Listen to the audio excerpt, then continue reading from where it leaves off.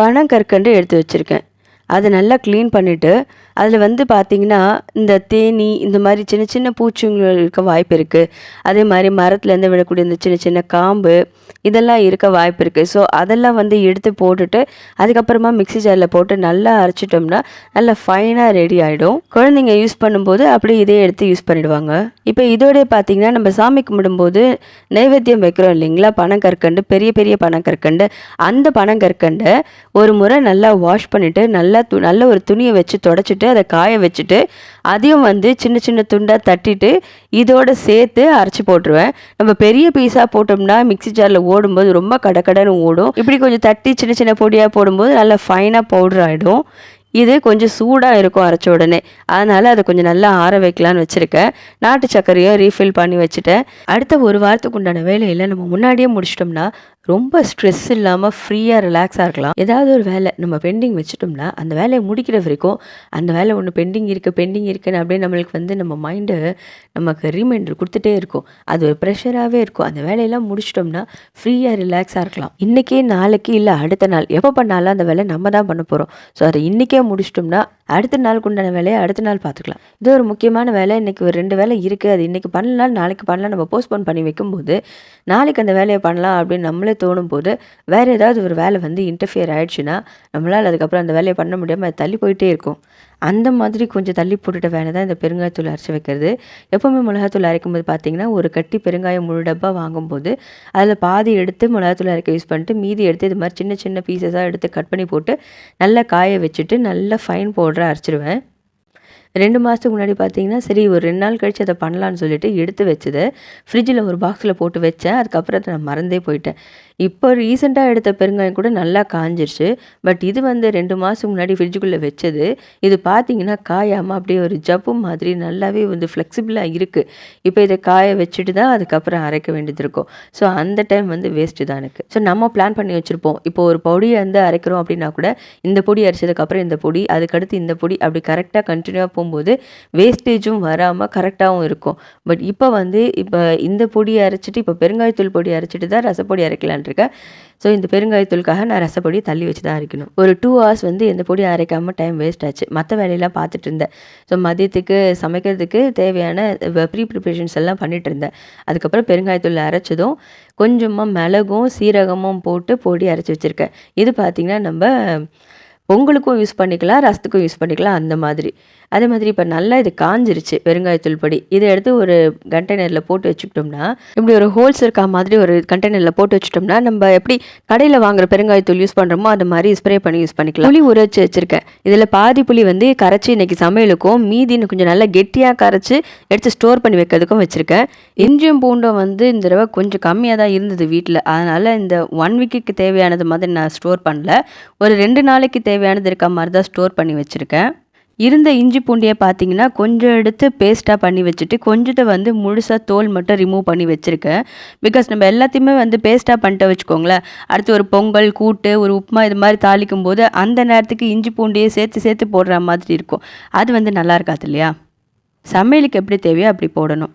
ஃப்ரிட்ஜில் ஸ்டோர் பண்ணுறது கூட பார்த்திங்கன்னா ரொம்ப நிறைய பொருள் போட்டு டம்ப் பண்ணி வைக்க மாட்டேன். எல்லாமே வந்து கொஞ்சம் கிளட்டர் ஃப்ரீயாக இருக்க மாதிரி இருக்கும். எனக்கு ஃப்ரிட்ஜும் வந்து கொஞ்சம் தேவையான பொருட்கள் மட்டும் உள்ளே இருக்க மாதிரி இருந்தால் தான் பிடிக்கும்.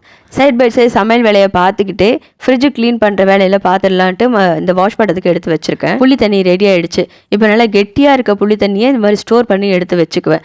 இதுவுமே பார்த்திங்கன்னா ஒரு 1 வீக்குள்ளேயே தீந்துடும். அதாவது முன்னக்கூட்டி எப்போவுமே வந்து இதை மாதிரி ஸ்டோர் பண்ண மாட்டேன். ஸோ அந்த வீக்குக்கு வந்து நான் எப்படி பிளான் பண்ணுறேன், என்ன மாதிரி புளி யூஸ் பண்ணுற மாதிரி எத்தனை நாளைக்கு நான் பண்ண போகிறதுக்கு ஏற்ற மாதிரி தான் புளி கரைச்சி வைப்பேன். ஃபைனலாக ஃபிஷ் ஃப்ரை தான் இருக்குது. ஸோ இந்த வேலை எல்லாத்தையும் முடிச்சுட்டு ஃபிஷ் ஃப்ரையும் பண்ணிட்டேன்.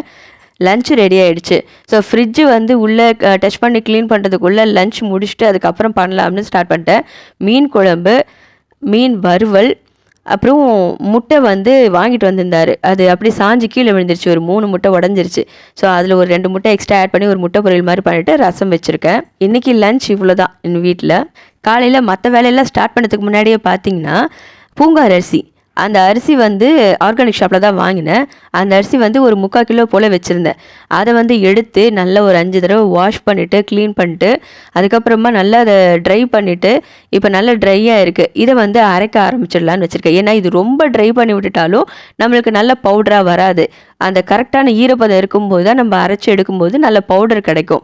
இதை வந்து 3 விதமாக நான் வந்து பிரித்து எடுக்க போகிறேன். நம்ம கம்ப்ளீட்டாக ஃபுல்லாக பவுடராக எடுக்கணும் அப்படின்னும் போது நம்மளுக்கு ரொம்ப டைம் ஸ்பெண்ட் பண்ண வேண்டியிருக்கும். மிக்ஸியும் ரொம்ப நேரம் ஓட்டுற மாதிரி இருக்கும். அது வந்து நம்ம இப்போது மாவை தான் அரைக்கிறோம் அப்படின்னும் போது வெறுமனே மாவு மட்டுமே அரைச்சி வச்சுட்டா அது ரிலேட்டடாக சாப்பாடு மட்டும்தான் அந்த நேரத்துக்கு செய்ய முடியும். ஸோ எனக்கு வந்து எப்படி பண்ணுவேன்னு பார்த்தீங்கன்னா, இது மாதிரி அரைக்கணும் பிளான் பண்ணிட்டேன்னா 3 வெரைட்டியாக பண்ணிக்குவேன். ஒன்று வந்து நல்லா இப்படி ஃபைன் பவுடராக நம்ம ஒரு புட்டு செய்கிறதுக்கோ அந்த மாதிரி ஏதாவது யூஸ் பண்ணிவிட்டு இது மாதிரி ரவையாக உடச்சி வச்சுருப்பேன். அது வந்து உப்புமா பண்ணுறதுக்கு யூஸ் பண்ணிக்கலாம், கஞ்சி பண்ணுறதுக்கு கூட யூஸ் பண்ணலாம். அது மாதிரி இதுக்குன்னு தாண்டி ஒரு ஸ்டேஜில் வரும்போது கொஞ்சம் நல்லா வந்து ஒரு நொய் அரிசி பதத்தில் இருக்கும். அது வந்து பார்த்திங்கன்னா நம்ம பொங்கல் பண்ணுறதுக்கோ இல்லை கிச்சடி மாதிரி தால் கிச்சடி மாதிரி பண்ணுறதுக்கோ சூப்பராக இருக்கும். நல்ல ஃபைனாக எடுத்த பவுடரை வந்து அடை பண்ணுறதுக்கு, கொழுக்கட்டை பண்ணுறதுக்கு, கஞ்சி கூட பண்ணலாம், புட்டு பண்ணலாம், அந்த மாதிரி யூஸ் பண்ணிக்குவேன். இப்போ இது 3ம் வந்து கொஞ்சம் மாய்ஸ்சர் ரிமூவ் பண்ணி வைக்கணும். ஸோ அதை கடாயில் போட்டு கொஞ்சம் நல்லா கை சுடுற அளவுக்கு சூடு பண்ணி எடுத்தோம்னாலே கொஞ்சம் நல்லா உதிராக வந்துடும். இது ஒன் டைம் நம்ம பண்ணி வச்சிட்டோம்னா அடுத்து நம்ம கிச்சனில் வந்து சமைக்க ஆரம்பிக்கும் போது நமக்கு குக்கிங் டைமும் வந்து பார்த்திங்கன்னா கொஞ்சம் ஈஸியாக இருக்கும். ஸோ இந்த ரவை மாதிரி இருக்கிறது கூட வந்து பார்த்திங்கன்னா ஒரு டபுள் டோஸ் கொடுத்தா மாதிரி இருக்கும். என்னோட வந்து ப்ரிப்ரேஷன் ஸ்டைல்ஸ் வந்து கொஞ்சம் வேறு மாதிரி இருக்கும். இந்த வெஜிடபிள்ஸ் எல்லாம் கட் பண்ணி எடுத்து உள்ளே வச்சுக்கிறது, ரொம்ப நிறைய மசாலாஸ் ரெடி பண்ணி வைக்கிறது, 1 வீக்குக்கு உண்டான மாதிரி மாவு அரைச்சி போட்டு ஃப்ரிட்ஜில் ஸ்டோர் பண்ணி வைக்கிறது, அந்த மாதிரிலாம் இருக்காது. அதே மாதிரி ரெகுலராகவும் இட்லி மாவு அரைச்சி தோசை இட்லி வந்து சுட்டுக்கிட்டு அந்த மாதிரியும் இருக்காது. இட்லி மாவு அரைச்சாலுமே கூட பார்த்திங்கன்னா ஸ்டோர் பண்ணி வைக்கக்கூடாது. இன்றைக்கி அரைக்கிறோமா அது நாளைக்கு மார்னிங் சரியாயிடணும், இல்லை நாளைக்கு மதியத்துக்குள்ளே சரியாயிடணும். அப்படி மீந்துச்சுன்னா கொஞ்சமாக அது மீறும்போது அது வந்து ஒரு ரவா தோசை மாதிரி பண்ணிட்டு போகிற அளவுக்கு இருக்கணும், அவ்வளோதான். அந்த 1 டே தாண்டி இட்லி மாவு இருக்கிறது எனக்கு பிடிக்காது. அன்னைக்கு உண்டானது எவ்வளவோ அது மட்டும்தான் அரைச்சி போட்டுக்குவேன். அதே மாதிரி தினமும் வந்து ஒரு இட்லி சுடுறது, தோசை சுடுறது இது மாதிரில வந்து ரெகுலராக ஒரே மாதிரி மெட்டீரியல்ஸ் போட்டு பண்ணுறதும் பிடிக்காது. ஸோ டெய்லி ஒரு 2-3 நாள் தொடர்ந்த மாதிரி இட்லி மாவு வருது அப்படின்னா கூட அதில் கொஞ்சம் சேஞ்சஸ் இருக்கணும். வேறு வெரைட்டி ரைஸஸ் வரணும். அப்புறம் சில இது நமக்கு இந்த சிறுதானியங்கள் இதெல்லாம் வந்து ஆட் ஆகணும். அந்த மாதிரி இருக்கிறது தான் எனக்கு பிடிக்கும். ஸோ அந்த மாதிரி ஸ்டைல் தான் நான் ஃபாலோ பண்ணிட்டுருக்கேன்.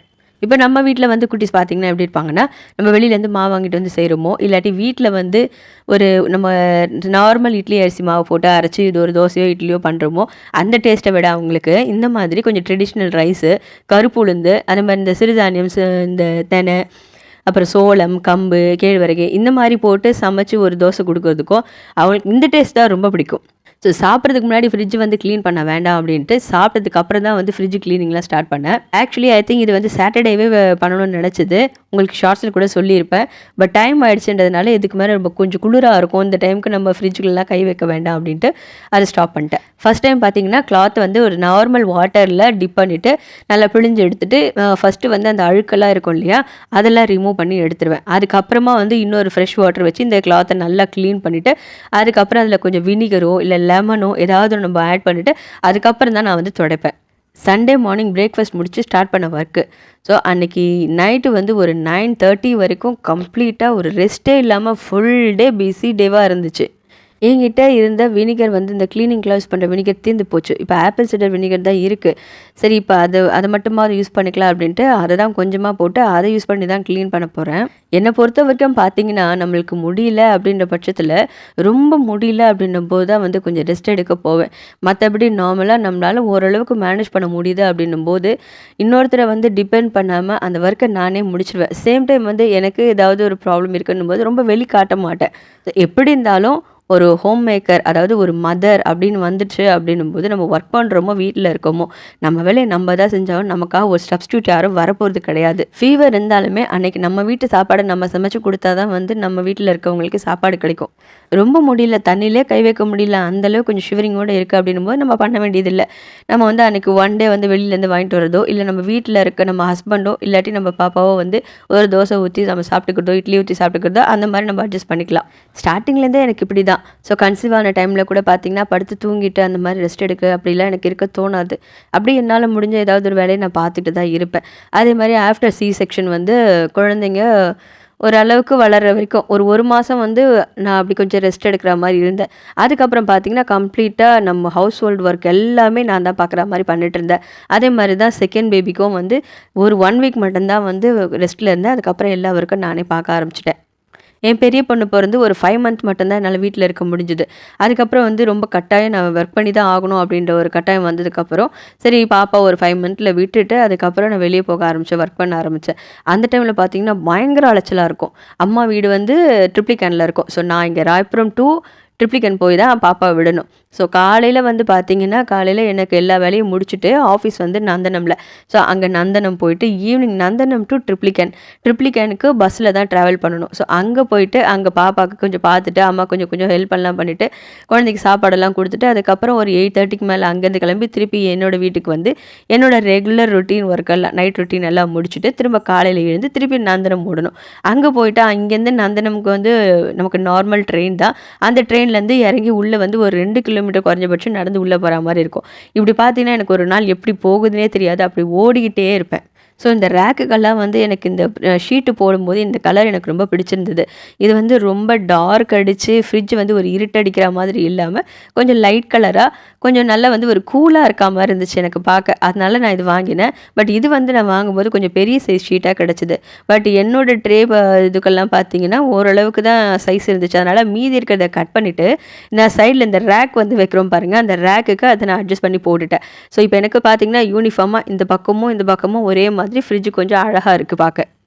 ரீசெண்டா பார்த்தீங்கன்னா, கால்ல சுடு தண்ணிலாம் ஊத்திக்கிட்டப்ப கூட வந்து பார்த்தீங்கன்னா, ரொம்ப வந்து ஒரு மாதிரி ஆயிடுச்சு. அது வந்து உள்ளுக்குள்ள நல்ல காயம். நின்னு ஒரு சாமான் துலக்கவோ, இல்லாட்டி ஒரு சமையல் பண்ணவோ எதுவுமே முடியல. இப்ப யாராவது ஒருத்தர் நமக்கு ஒரு ஹெல்ப்புக்கு வராங்கன்னு கூட வச்சுக்கோங்களேன். எவ்வளோ நாள் நமக்கு ஹெல்ப் பண்ணுவாங்க? அது ஒரு நாள் இருப்பாங்களா? அதுக்கப்புறம் நம்ம வேலைய நம்ம தானே செஞ்சாகணும். ஸோ என்னோட மாமியார் கூட வந்து சமைச்சு குடுக்கட்டுமா? அப்படின்னு கேட்டாங்க. ஸோ அவங்க பண்ணாலும் அந்த ஒரு வேலைக்கு தான் பண்ண போறாங்க. ஸோ அதுக்கப்புறம் நம்ம என்னமோ பண்ண முடியாது. நம்ம தான் பண்ணணும். யாரையும் டிபெண்ட் பண்ணி இருக்க முடியாது. பெயின் இருந்த அந்த 1 டே மட்டும் வந்து நான் என்னோட ஹஸ்பண்ட் வந்து கொஞ்சம் ஹெல்ப் பண்ண சொல்லி கேட்டுட்டு, அதுக்கப்புறம்லேருந்து நானே வந்து குக் பண்றதுக்கு, சாமான் துலக்கிறதுக்கெல்லாம் ஆரம்பிச்சாச்சு. இதெல்லாம் வந்து பார்த்தீங்கன்னா, ரொம்ப மேஜர் இஷ்யூ கிடையாது. ரொம்ப சின்ன சின்ன இஷ்யூ தான்.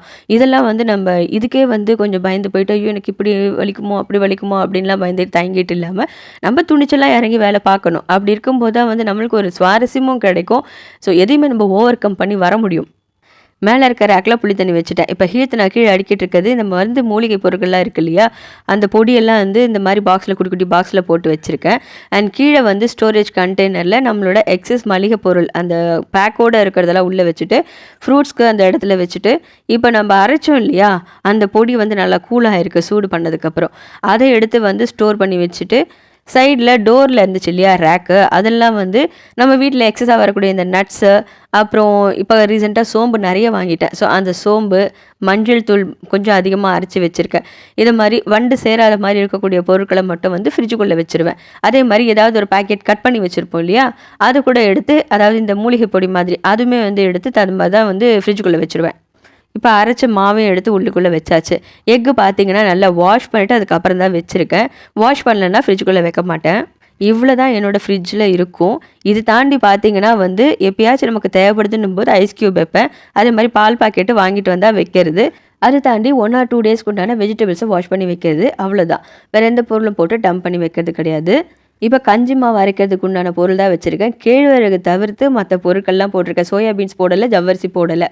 பாசுமதி அரிசி, பார்லி, வெந்தயம், பாசிப்பருப்பு, அப்புறம் காட்டு யானம் அரிசி, கருங்குருவை அரிசி, பூங்கார் அரிசி, மாப்பிள சம்பா அரிசி, கொஞ்சம் சிகப்பரிசி, சிகப்பு சோளம், கம்பு, ஏலக்காய், இந்த ஐட்டம்ஸ் வரைக்கும் தான் போட்டு வச்சுருக்கேன். கூட வந்து கருப்பு உளுந்து போட்டிருக்கேன். மற்ற எல்லாமே வந்து பார்த்தீங்கன்னா ஒரு 2 டேபிள் ஸ்பூன் போடுறேன்னா, கருப்பு உளுந்து ஒரு 4 டேபிள் ஸ்பூன் போட்டிருக்கேன். நம்ம எந்த மாதிரி பொருட்கள் போட்டு அரைக்கிறோமோ கஞ்சியோட டேஸ்ட்டும் அதோட வாசனையும் டிஃபர் ஆகும். நான் இந்த தடவை கேழ்வரகு சேர்க்கலை. ஸோ இந்த கஞ்சி வந்து வாசனை வேறு மாதிரி இருக்கும். நல்லா ஒரு 4 to 5 டைம்ஸ் வந்து நல்லா கழுவிட்டு, நல்லா தண்ணியெலாம் வடிச்சிட்டு, ஒரு நல்ல துணியில் போட்டு, நல்லா ஈரப்பதெல்லாம் போயிட்டு நல்லா ட்ரை ஆன உடனே அதுக்கப்புறம் தான் அரைக்கலான்னு வச்சுருக்கேன். ஸோ காலையிலேருந்து வந்து பார்த்திங்கன்னா, இப்போது டைம் வந்து ஒரு 6:30 ஆகிடுச்சு. கொஞ்சம் ரெஃப்ரெஷ் பண்ணிக்கலாம் அப்படின்ட்டு ஒரு சின்ன கப்பில் காஃபி குடிக்கணும் போல் தோணுச்சு, அதனால் போட்டு வந்திருக்கேன். ஸோ காஃபி குடித்து முடிச்சுட்டு வெஜிடபிள்ஸ் எல்லாம் வாஷ் பண்ணி வச்சுருக்கேன். பாவக்காய், புடலங்காய், அதுக்கப்புறம் கொஞ்சம் குடமிளகா, அதுக்கப்புறம் பீட்ரூட் வாங்கிட்டு வந்திருந்தாரு. அது வரைக்கும் தான் வாஷ் பண்ணி வச்சுருக்கேன். யூசுவலாக தக்காளி வந்து பார்த்தீங்கன்னா ஃப்ரிட்ஜில் ஸ்டோர் பண்ண மாட்டேன். ஆனால் என்னன்னு தெரியல, இந்த 2 நாளாக மட்டும்தான் நம்ம வீட்டுக்குள்ளே எலி வர ஆரம்பிச்சிருக்கு. இதுவரை இந்த 2 நாளில் 3 தக்காளி வந்து வேஸ்ட் பண்ணிருச்சு. அந்த நம்ம சாமி ரூம்குள்ளே இருக்க டோரை வந்து ஓப்பன் பண்ணி வச்சு படுத்துட்ருக்கோம். அதனால உள்ள எலி வந்துருச்சு. பாலக்கீரை வாங்கிட்டு வந்திருந்தாங்க. அது தண்டு தனியாக கீரை தனியாக எடுத்து வச்சுட்டேன். இது பாலக்கீரையை நாளைக்கு சமையலுக்கு யூஸ் பண்ணிவிட்டு, தண்டு இருந்துச்சுன்னா அதை வச்சு கூட்டோ இல்லாட்டி பொரியலோ பண்ணால் சூப்பராக இருக்கும். ஸோ எந்த கீரைனாலும் தண்டு மட்டும் வேஸ்ட் பண்ண மாட்டேன். ஒன்று அந்த தண்டுங்களை கொண்டு போயிட்டு மேலே தொட்டியில் நட்டு வச்சுருவேன். இல்லாட்டி இது மாதிரி குட்டி குட்டியாக கட் பண்ணி போட்டு சமையலுக்கு யூஸ் பண்ணிவிடுவேன்.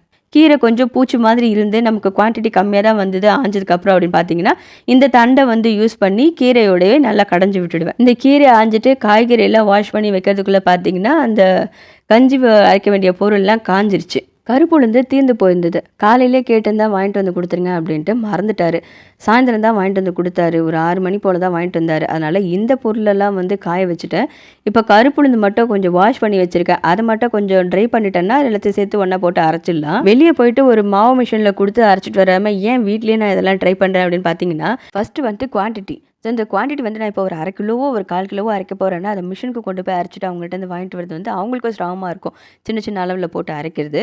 பட் வீட்டில் என்னும்போது நம்மளுக்கு கம்ஃபர்டபுளாக இருக்கும். இப்போ ஒரு கஞ்சி மாவே பார்த்தீங்கன்னா 1 கிலோ 2 கிலோ அரைச்சி வச்சுட்டு அது ரொம்ப நாளைக்கு தள்ளிக்கிட்டு போகிறதுக்கு பதிலாக நமக்கு எவ்வளோ தேவையோ அதை நம்ம போட்டு அரைச்சிட்டு போவோம். 1 டேக்குனா கூட நான் ஒரு மிக்ஸி ஜாரில் போட்டு அரைச்சி வச்சுக்குவேன். நம்ம எவ்வளோ தான் வந்து பத்திரமா ஸ்டோர் பண்ணி வச்சாலும் நாள்பட பார்த்தீங்கன்னா அந்த மாவில் ஒரு காரத்தை டேஸ்ட் வந்துடும். சேம் டைம் வந்து புழு வர ஆரம்பிச்சிடும். சேம் டைம் டெக்ஸ்சர் வந்து நமக்கு தேவைப்பட்ட மாதிரி நம்ம எடுத்துக்கலாம். நம்ம ஃப்ரெஷ்ஷாக அரைச்சி யூஸ் பண்ணுற மாவுக்கும் ஸ்டோர் பண்ணி யூஸ் பண்ணுற மாவுக்கும் டேஸ்ட் நல்லா டிஃப்ரென்ஸ் தெரியும். இது மாதிரிலாம் அரைக்கிறேன் அப்படின்னும் போது ஒரு மஞ்சள் அரைச்சாலோ ஒரு கஞ்சி மாவோ இல்லை ஒரு அரிசி அரைக்கிறேன் அப்படின்னும் போதோ சைலண்ட்டாக அந்த மிக்சியை கொண்டு வந்து கிச்சன்லேருந்து ஹாலுக்கு கொண்டு வந்து எனக்கு எங்கே கம்ஃபர்டபுளாக இருக்கோ அந்த இடத்துல உட்காந்துக்கிட்டு யாருக்கும் டிஸ்டர்பன்ஸ் இல்லாமல் நான் பாட்டுக்கு என் வேலையை பார்க்கறதுக்கு உட்காந்துருவேன். மேக்ஸிமம் டிவி பார்க்க மாட்டேன். ஸோ இந்த மாதிரி டைமில் வந்து அப்படியே டிவி பார்த்துக்கிட்டே கொஞ்சம் பொழுதுபோக்காக நமக்கு இந்த வேலை முடிஞ்சிடும்.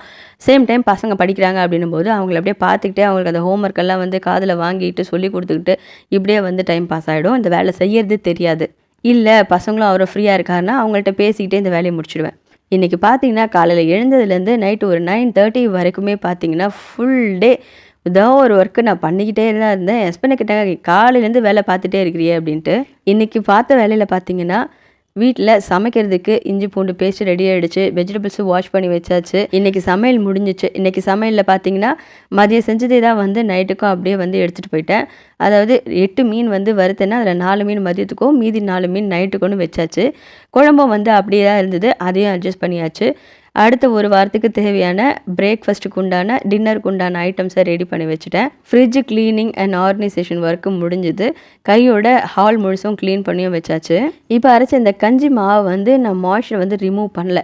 ஏன்னா இதை டேரெக்டாக நான் ஃப்ரிட்ஜுக்குள்ளே தான் ஸ்டோர் பண்ண போகிறேன். இது வந்து ரொம்ப நிறையா வந்து நான் அரைக்கலை. ஒரு 1/2 கிலோ போல் அளவுக்கு தான் அரைச்சிருக்கேன். அது வந்து பார்த்திங்கன்னா ரொம்ப நாளைக்கெல்லாம் வரப்போகிறது இல்லை. நம்ம தினமுமே காசுனாலே ஒரு 5 நாளுக்குள்ளே முடிஞ்சிடும். அரைச்சி வச்ச அந்த பூங்கார் அரிசி மாவு கூட பார்த்திங்கன்னா ஆல்டர்னேட்டிவ் டேஸில் யூஸ் பண்ணிட்டேன்னாலும் ஒரு நாள் வந்து பொங்கல், ஒரு நாள் வந்து இட்லி அரிசி போட்டு ஆட்டி போட்டேன் அப்படின்னாலும் எனக்கு இந்த ஒரு 1 வீக்குக்கு உண்டான டென்ஷன் வந்து ஃப்ரீயாக இருக்கும். என்ன சமைக்கிறது யோசனை இல்லை. என்னோட ஒர்க்கிங் டேஸ்க்கான வீக்கெண்ட் ப்ரிப்பரேஷன் இப்படி தான் இருக்கும். இந்த வீடியோ உங்களுக்கு பிடிச்சிருந்ததுன்னா மறக்காமல் ஒரு லைக் கொடுங்க. அண்ட் இது உங்களுக்கு ஷேர் பண்ணணும்னு தோணுச்சுன்னா உங்கள் ஃப்ரெண்ட்ஸோட ஃபேமிலியோட ஷேர் பண்ணுங்கள். புதுசாக நீங்கள் நம்ம சேனல் பார்க்குறீங்கன்னா சப்ஸ்கிரைப் பண்ணிக்கோங்க. அடுத்தடுத்து என்னால் முடிஞ்ச அளவுக்கு இன்னும் கொஞ்சம் நல்ல வீடியோஸ் நான் போடுறேன். பூஜா ரொட்டீன்ஸ் எல்லாம் இதுக்கப்புறம் தான் வந்து ஒன்றா பண்ணலான் இருக்கேன். நடுவில் கொஞ்ச நாள் பார்த்தீங்கன்னா இந்த பூஜா வீடியோஸ் எல்லாம் பண்ணாமல் அப்படியே பெண்டிங் தான் இருந்துச்சு. அதுக்கு ரீசன் வந்து என்னோடய ஹெல்த் இஷ்யூ தான். அதாவது நார்மலாக ஒரு ஃபீவரோ இந்த மாதிரி இருக்கும்போது நம்மளால் பண்ண முடியும். பட் எனக்கு வந்து பார்த்திங்கன்னா வந்த இஷ்யூ வேறு மாதிரி. ஸோ பிசிஓடி இருக்குது அப்படின்னு சொன்னாங்க. சேம் டைம் வந்து ரொம்ப திக்கன் எண்டோமெட்ரியம் இருந்துச்சு. ஸோ இந்த விஷயம் சொல்ல வேண்டாம் தான் இருந்தேன். பட் பூஜா வீடியோஸ் எதுவும் வந்து வரலையே அப்படின்னு என்ன 2-3 பேர் கேட்கவும் ஆரம்பிச்சிட்டாங்க பர்சனலாகவும். டோட்டலாக இந்த ஒரு 6 மந்த்தில் வந்து மைண்டு பயங்கர அப்செட் ஆகிட்டு வந்து ஹார்மோனல் சேஞ்சஸ் நடந்த விஷயம் தான் இதெல்லாம். இடையில போட்ட பூஜா வீடியோஸில் கூட பார்த்தீங்கன்னா நான் இருக்க மாட்டேன், குழந்தையோ அவரோ தான் பண்ணியிருப்பாங்க. நடுவில் வந்த மற்ற வீடியோஸ்க்குலாம் இதுதான் ரீசன். தேங்க்ஸ் ஃபார் வாட்சிங்.